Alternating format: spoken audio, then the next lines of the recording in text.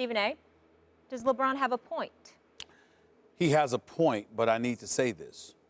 He should have been ejected. He deserved to be ejected last night. He threw an air punch and then shouted profanities in the air of the officials. Had it been anybody else, they would have been ejected.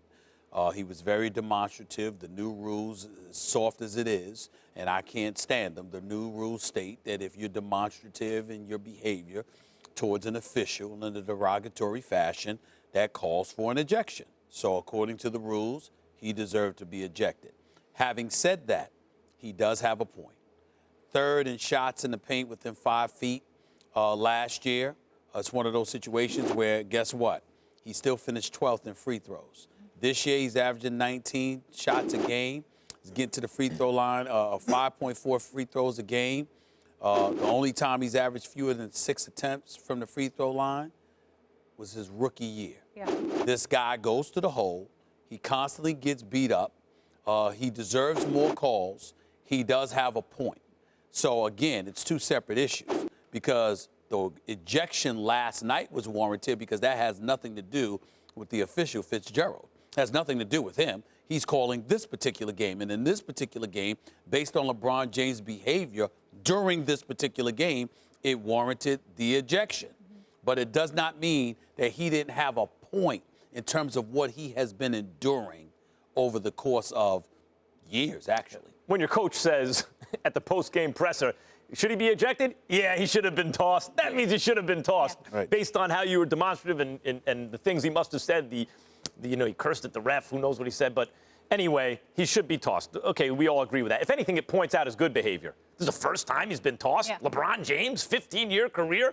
That is impressive. It's impressive. He's a model citizen on and off the court, right? Like, I feel very good about LeBron James as a role model, right? But, and he's right, is he right? Is LeBron James's point right? Yes, in this instance, he's right. But, Stephen A., do NBA superstars get calls? They get calls, and LeBron gets calls. He gets steps. He gets all kinds of stuff, as all superstars do, and he is the signature superstar in the NBA. And on balance, he gets more calls than he doesn't get. Calls favor LeBron, as they favor Jordan and Magic and Bird and everybody, right? But he does have a point here, like Shaq before him. Because I really think a lot of people compare, LeBron to Jordan or LeBron to Kobe or one of the small guys. I think of LeBron as Shaq or Wilt in the sense that he is just physically different than everyone else. He's not just 6'8". He's brolic at 6'8", 260. You mentioned it the other day. I remember when Patrick Ewing, a center, came in the league. Maybe he was 240. LeBron's walking around Karl Malone size, but playing an above-the-rim game oftentimes. So like Shaq, the refs kind of sometimes go, this is just unfair. What would I do if I were the defender? So he doesn't get those calls. He doesn't get some of the physical freak calls that Shaq also didn't get. And he's right to gripe about those, and that was one of them. If I wasn't LeBron James coming down like a freight train 100 miles an hour and big and strong and fast, I get that call. If there was nothing the defender could do, right, if there was something the defender could do, instead of the ref sitting there going, there's nothing, I get that call. He's right about that, Stephen A., but overall, he can't complain about calls. He gets more calls than he doesn't get. But listen, he's a star.